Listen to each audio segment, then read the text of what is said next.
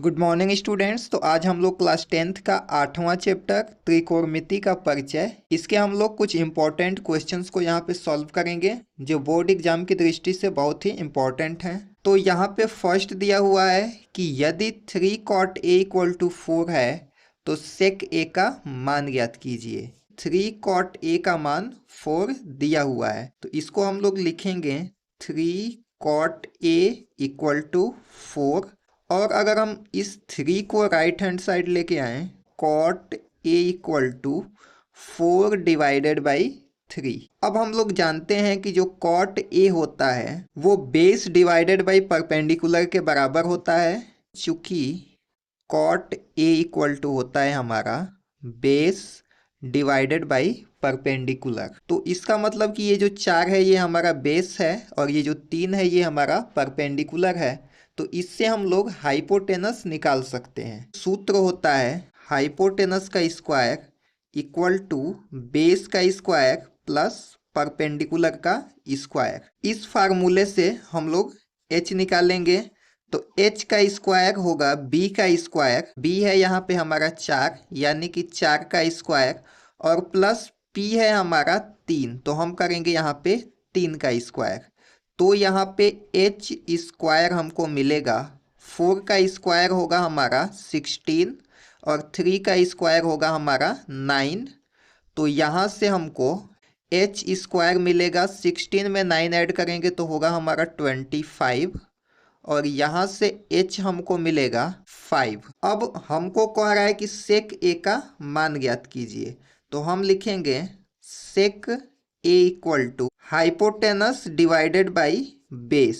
तो इसका हाइपोटेनस यहाँ पे हमारा मिला है 5 और इसका बेस यहाँ पे है 4, तो ये हो जाएगा 5/4।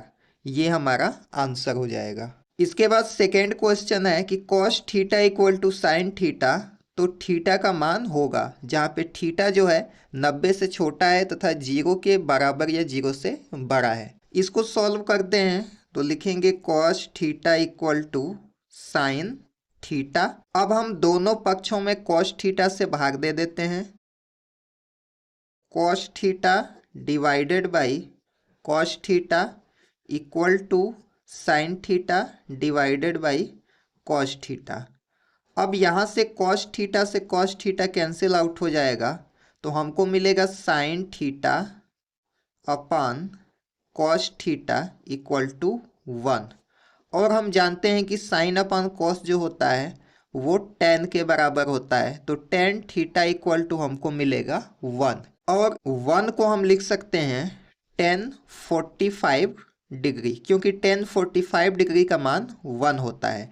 तो यहाँ से हम देख सकते हैं कि एक लाइन यहाँ पे और लिखते हैं tan थीटा = tan 45 डिग्री, तो ये थीटा हमारा 45 डिग्री के इक्वल होगा। तो यहाँ से हम लिखेंगे थीटा = 45 डिग्री। ये हमारा आंसर हो जाएगा। अगला प्रश्न है कि यदि cos a = √3 डिवाइडेड बाई 2 हो तो sin 2a का मान ज्ञात कीजिए।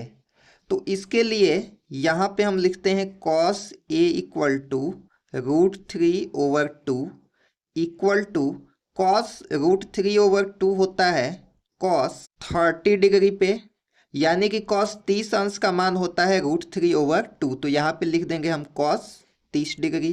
तो यहाँ से हम लिख सकते हैं cos a = cos 30 डिग्री। तो यहाँ से a हमको मिलेगा 30, तो यहाँ से यहीं पे लिख लेते हैं a = 30 डिग्री। अब ये पूछ रहा है sin 2a का मान ज्ञात कीजिए, इसलिए sin 2 और a यहाँ पे आया है हमारा 30 अंश, तो लिखेंगे 30 इक्वल टू ये बनेगा हमारा sin 30 का 2 में गुणा करेंगे तो होगा हमारा 60, और sin 60 अंश का मान होता है √3 डिवाइडेड बाई 2। तो ये हमारा आंसर हो जाएगा। इसके बाद नेक्स्ट प्रश्न है यदि cos a - b = √3/2 और sin a + b = √3/2, जहाँ a + b जो है 90 डिग्री से छोटा या उसके बराबर है तथा 0 अंश से बड़ा है और a > b है, तो a और b का मान ज्ञात कीजिए। तो सबसे पहले हम इसका फर्स्ट लिख लेते हैं cos a minus B equal to √3/2। और हम जानते हैं कि cos में √3/2 होता है cos 30 अंश का मान। तो यहाँ से हमको मिलेगा cos a minus B equal to cos 30 degree, और यहाँ से हमको मिलेगा a minus B equal to 30 degree. इसको हम लोग इक्वेशन फर्स्ट बना लेते हैं। इसके बाद सेकेंड दिया हुआ है sine a plus B equal to √3/2।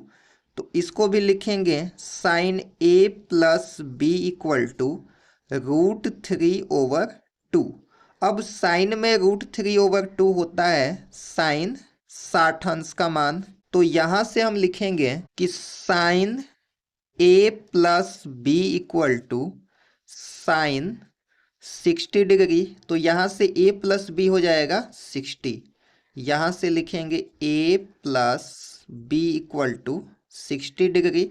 इसको हम लोग बनाते हैं इक्वेशन सेकेंड। इसके बाद समीकरण 1 और 2 को हल कर लेते हैं। तो यहाँ पे लिखेंगे समीकरण, अगर हम समीकरण फर्स्ट में सेकेंड को जोड़ें तो a में a जुटेगा तो हो जाएगा 2a, और ये प्लस और माइनस आपस में कट जाएगा, और 60 में 30 जुटेगा तो हो जाएगा 90। मतलब कि हमको मिलेगा 2a इक्वल टू 90 डिग्री, और यहाँ से हमको मिलेगा a इक्वल टू 45 डिग्री।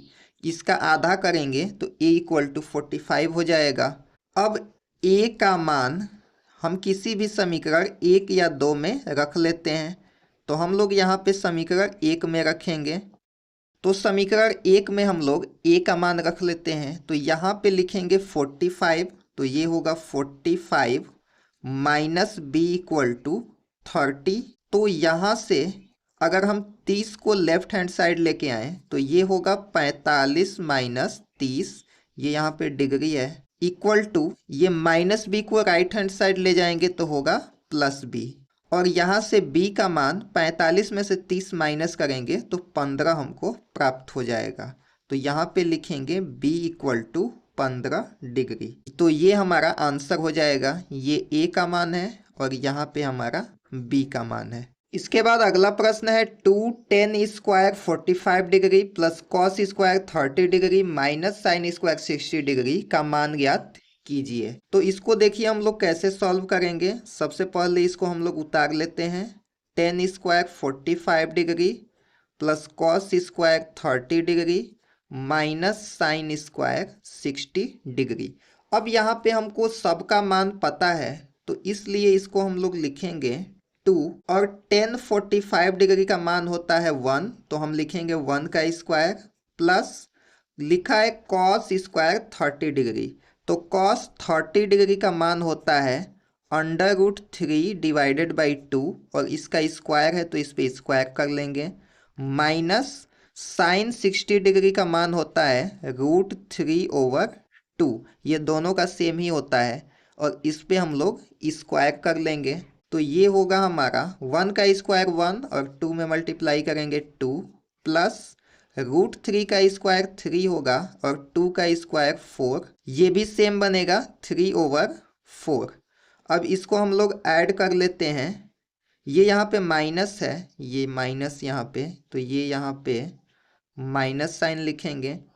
अब ये इससे कैंसिल आउट हो जाएगा तो हमको मिलेगा 2, और यही हमारा आंसर होगा। इसके बाद अगला प्रश्न है यदि cos थीटा इक्वल टू 4/5 तो sin theta cos theta plus tan square theta का मान ज्ञात कीजिए। यहाँ पे हमको दिया हुआ है कि cos थीटा जो है 4/5 के बराबर है, और चूंकि हम जानते हैं कि cos थीटा जो होता है वो बराबर होता है बेस डिवाइडेड बाई हाइपोटेनस के। इसका मतलब कि यहाँ पे हमको बेस दिया हुआ है 4, ये यहाँ पे है, और हाइपोटेनस है हमारा 5।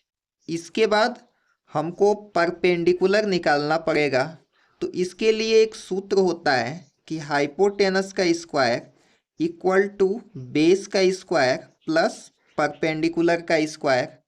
तो इस फार्मूले से हम लोग निकाल लेते हैं हाइपोटेनस की जगह पे 5 दिया हुआ है तो यहाँ पे हम लिखेंगे 5 का स्क्वायर इक्वल टू बेस जो दिया हुआ है वो 4 है तो लिखेंगे 4 का स्क्वायर और प्लस ये वाला हमको फाइंड आउट करना है तो इसका स्क्वायर। अब यहाँ से हम लोग देख सकते हैं कि ये होगा 5 का स्क्वायर 25 और 4 का स्क्वायर होगा 16 और अगर 4 को लेफ्ट हैंड साइड ले जाते हैं तो हमको यहाँ से माइनस करना पड़ेगा इक्वल टू यहाँ पे बचेगा परपेंडिकुलर का स्क्वायर। अब 25 में से अगर हम 16 को माइनस करें तो हमको मिलता है 9 इक्वल टू परपेंडिकुलर का स्क्वायर।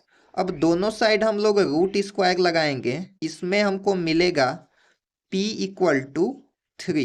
अब ये -3 तो हो नहीं सकता है क्योंकि साइड ऑफ ट्राइंगल कभी नेगेटिव नहीं हो सकता है, इसलिए परपेंडिकुलर जो हमको मिलेगा ये मिलेगा 3।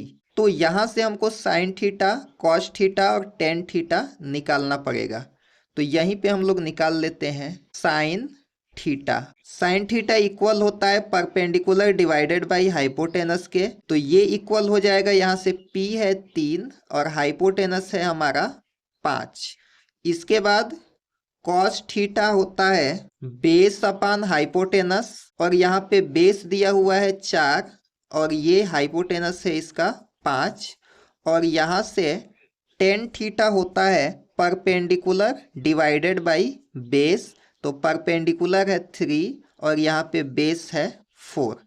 अब इस सभी मानों को हम यहाँ पे ला करके रखते हैं तो लिखेंगे इसलिए sine theta into cos theta plus tan square theta equal to, यहाँ पे साइन थीटा है हमारा 3 डिवाइडेड बाई 5 तो इसको लिखेंगे 3/5। कॉस थीटा है 4/5 इसको लिखेंगे 4/5 प्लस टेन स्क्वायर थीटा ये है 3/4 तो इसको लिखेंगे 3/4 और स्क्वायर है तो इसका हम स्क्वायर कर देंगे। अब यहाँ से 3 का अगर हम 4 में मल्टीप्लाई करें तो हमको मिलेगा 12 और 5 का 5 में मल्टीप्लाई करेंगे तो हमको मिलेगा 55 प्लस 3 का स्क्वायर 9 और 4 का स्क्वायर 16। अब इसको अगर हम लोग क्रॉस मल्टीप्लाई करें तो 16 का 12 में मल्टीप्लाई करने पे हमको मिलता है 192 और 25 का 9 में मल्टीप्लाई करने पे हमको मिलता है 225 और 25 का 16 में हम मल्टीप्लाई करते हैं तो हमको मिलता है 400। तो यहाँ से अगर 192 में हम 225 जोड़ें तो हमको मिलता है 417 डिवाइडेड बाई 400, ये हमारा आंसर होगा।